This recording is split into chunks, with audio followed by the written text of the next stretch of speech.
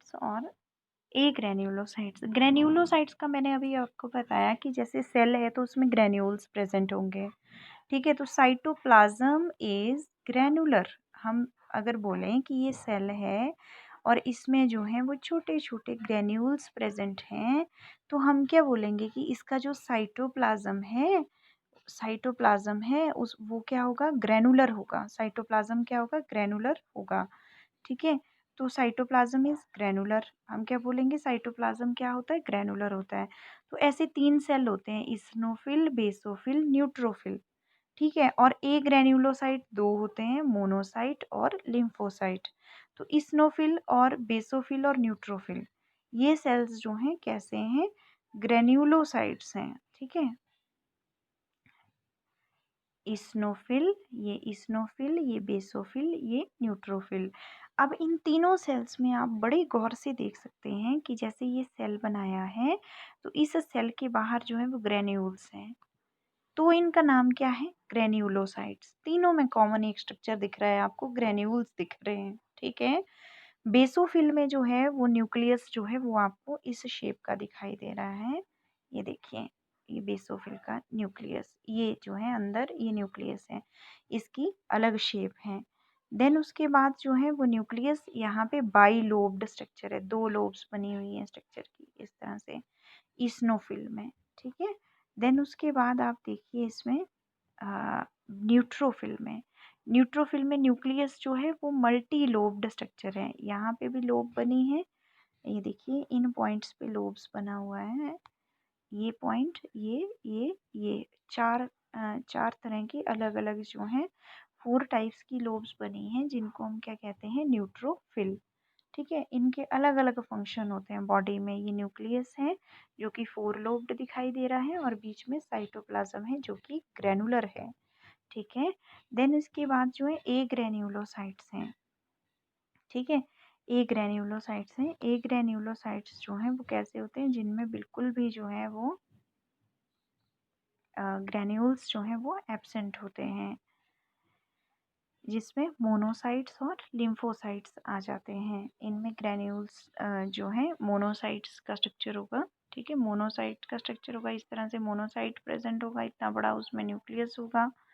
ठीक है, देन उसके बाद जो है वो प्लेटलेट्स आते हैं। प्लेटलेट्स का स्ट्रक्चर है इस तरह से, प्लेटलेट्स होंगे और बीच में जो है साइटोप्लाज्म इस तरह का होगा। ठीक है, देन उसके बाद जो है वो बताया गया है कि शेप्स कैसी कैसी होती हैं। इस्नोफिल में अभी अभी मैंने आपको बताया कि न्यूक्लियस जो है वो बाइलोब्ड टाइप स्ट्रक्चर जो है वो प्रेजेंट होता है न्यूक्लियस का इस तरह से।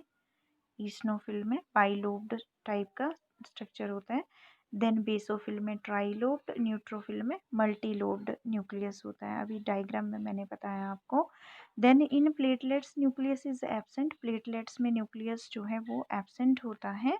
ई न्यूक्लिएटेड एंड डेंस साइटोप्लाज्म, यहाँ का बोल रही हूँ मैं, यहाँ पे जो कॉर्नर पे जो प्लेटलेट्स का कॉलम था, ये जो पॉइंट था इसकी डिटेल नीचे दी गई है। प्लेटलेट्स जो है इनमें क्या पाया जाता है, न्यूक्लियस इज एब्सेंट। प्लेटलेट्स में न्यूक्लियस एब्सेंट होता है। ठीक है, देन इसीलिए इसको ई न्यूक्लिएटेड कहते हैं। बट डेंस साइटोप्लाज्म जो है वो प्रेजेंट होता है सेंटर में। ठीक है, सो दिस इन सेल्स को क्या कहते हैं, ई न्यूक्लिएटेड सेल्स कहते हैं। देन उसके बाद जो है वो एरिथ्रोसाइट्स हैं। अगर आप देखें ध्यान से तो erythrocytes in different vertebrata, fish के एरिथ्रोसाइट्स हैं पहले नंबर पे, फिश के एरिथ्रोसाइट्स हैं। देन एम्फीबियंस के एरिथ्रोसाइट्स हैं। देन बर्ड्स के एरिथ्रोसाइट्स हैं। देन मैमल्स के एरिथ्रोसाइट्स हैं। देन उसके बाद जो है वो आपके पास जो है कुछ पॉइंट्स हैं यहाँ पे दिए गए बुक के।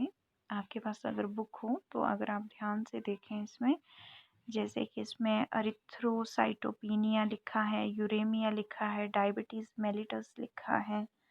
तो इनका क्या मतलब है, अगर बॉडी में शुगर का लेवल जो है वो 180 मिलीग्राम से ज़्यादा हो जाए, 180 मिलीग्राम से ज़्यादा हो जाए तो हम उसको क्या कहेंगे कि उस पर्सन को जो है वो डायबिटीज़ है। क्या है, डायबिटीज़ है। देन यूरेमिया क्या होता है कि अगर ब्लड में यूरिया जो है बहुत ज़्यादा हो जाए तो उसको क्या कहते हैं, यूरेमिया डिजीज़ कहते हैं। देन उसके बाद है एरिथ्रोसाइटोपिनिया। अगर जो है नंबर आरबीसीज का कम हो जाए, ठीक है, तो उससे हाइपोक्सिया कंडीशन होने लगती है बॉडी टिश्यूज में, जिसको एरिथ्रोसाइटोपिनिया कहते हैं। और 72 घंटे में 72 आवर्स में जो है वो एरिथ्रोपोइसिस कंप्लीट हो जाता है बॉडी में। ये कुछ इंपॉर्टेंट पॉइंट्स हैं ब्लड के रिगार्डिंग। एरिथ्रोपोइसिस मतलब आरबीसीज का बनना। हीमोग्लोबिन जो है, haemoglobin amount is less in women and then men. कह रहे हैं कि मेन के कंपैरिजन में वोमेन में हीमोग्लोबिन कंटेंट जो है वो कम होता है। ठीक है, देन उसके बाद जो है वो लो टीएलसी टोटल ल्यूकोसाइट काउंट अगर लो है तो उससे वायरल इन्फेक्शन होने का डर रहता है, मलेरिया का, टाइफाइड का, टीबी का। देन उसके बाद साइटोप्लाज्मिक ग्रेन्यूल्स होते हैं न्यूट्रोफिल्स के, लाइसोसोम्स। ठीक है, देन प्लेटलेट्स होते हैं। प्लेटलेट्स जो हैं are found in the blood of only mammals. फिर एंटीकोआगुलेंट्स होते हैं। किसी बच्चे ने एंटीकोआगुलेंट्स के बारे में पूछा था, तो एंटीकोआगुलेंट्स क्या होते हैं? ऐसे केमिकल्स जो कि ब्लड क्लॉटिंग को प्रिवेंट करते हैं, उनको एंटीकोआगुलेंट कहते हैं। जैसे कि हेपेरिन, जैसे कि क्या है? हेपेरिन जो है वो एंटीकोआगुलेंट है। देन उसके बाद थ्रोम्बोपोइसिस है। Thrombopoiesis formation of thrombocytes. Thrombocytes क्या हैं? ये हमारे जो इंजरीज होती हैं वहाँ पे क्लॉट बनने में हेल्प करती हैं प्रोटीन्स, थ्रोम्बोसाइट्स। देन थ्रोम्बोसिस होता है फॉर्मेशन ऑफ ब्लड, ठीक है, is called thrombosis. Then fibrinolysis क्या होता है? Dissolution of blood clot. Blood clot को जो है वो जब प्लाज्मिन की हेल्प से जो है डिसॉल्व किया जाता है तो उसको क्या कहते हैं? फिब्रिनोलाइसिस कहते हैं। तो ये बुक के कुछ क्वेश्चंस थे इम्पॉर्टेंट जो आपको आने चाहिए। देन उसके बाद कुछ और भी टर्म्स हैं, ठीक है, ये जो की हुई हैं यही बताई मैंने आपको भी। देन उसके बाद नेक्स्ट टॉपिक है आपका लिम्फ का, लिम्फ के स्ट्रक्चर का। ठीक है, सो लिम्फ में जो है मेनली जो है हमारी बॉडी में जो है क्या स्ट्रक्चर होता है? मेन आर्टरी होती है, ठीक है, आर्टरीज होती हैं। आर्टरीज के बाद जो है अगर आप ध्यान से स्ट्रक्चर को देखो तो आपको दिखाई देगा, पहले आर्टरीज हैं, आर्टरीज से जो है वो छोटी छोटी आर्टरीज बनी, देन छोटी छोटी उससे भी छोटी कैपिलरीज बनी, देन उससे भी छोटा नेटवर्क बना ट्यूब्स का जिसको विन्यूल कहते हैं। विन्यूल्स के बाद जो है वो वेन्स कन्वेन्स में कन्वर्ट हो गए। ठीक है, तो वेन्स के साथ जो है अटैच्ड होती हैं लिम्फ की वेसल्स, ठीक है, लिम्फेटिक वेसल जिसको बोलते हैं। और इन्हीं लिम्फ वेसल्स में लिम्फ नोड्स का स्ट्रक्चर भी प्रेजेंट होता है। ठीक है, देन ये जो है इसमें जो है नीचे जो है वो टिश्यूज़ बनाए गए हैं, इस तरह से टिश्यूज़ हैं। तो ये स्ट्रक्चर में शो कर रहे हैं कि लिम्फ जो है वो फिल्ट्रेशन का काम करता है, वो प्लाज्मा को फिल्टर करता है लिम्फ। ठीक है, किसको फिल्टर करता है? प्लाज्मा को फिल्टर करता है। लिम्फेटिक कैपिलरी जो है carrying fat known as lacteal. Lymphatic capillaries जो हैं वो किसको कैरी करती हैं? फैट को कैरी करती हैं, जिनको लैक्टील्स कहते हैं।